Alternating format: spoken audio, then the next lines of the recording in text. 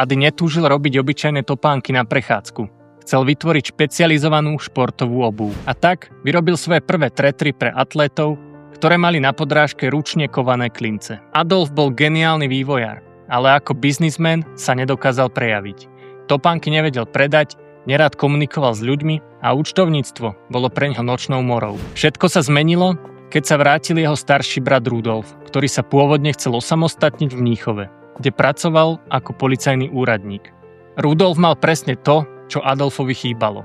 Dravosť, obchodný talent a dar reči. Keď videl bratov produkt, okamžite pochopil jeho potenciál.